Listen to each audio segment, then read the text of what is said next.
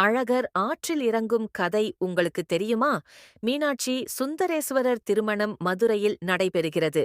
அதற்காக மீனாட்சியின் அண்ணன் அழகர் பெருமாள்தான் இருக்கும் இடமான அழகர் கோயிலிலிருந்து அழகிய குதிரை வாகனத்தில் எழுந்து வருகிறார். அழகர் தனது சகோதரியின் திருமணத்தில் நேரில் கலந்து கொண்டு அங்கையர் கன்னியை கண்ணியமாக கொடுக்க விரும்புகிறார். வைகை ஆற்றில் நிகழும் திருப்பம். அழகர் மெதுவாக சில நாட்கள் பயணித்து மதுரையை நெருங்குகிறார். ஆனால் அவர் வந்தபோது மீனாட்சி சுந்தரேசுவரர் திருமணம் முடிந்துவிட்டதாகத் தெரிகிறது.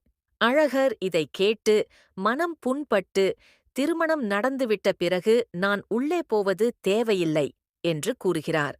அவரது சீரிய மனப்பான்மையின் காரணமாக வைகை ஆற்றில் தன் தேரிலிருந்து இறங்கி மீனாட்சிக்கும் சுந்தரேசுவரருக்கும் தனது ஆசி வழங்குகிறார். அதனைத் தொடர்ந்து அவர் திரும்பி அழகர் கோயிலுக்கு புறப்பட்டு விடுகிறார்.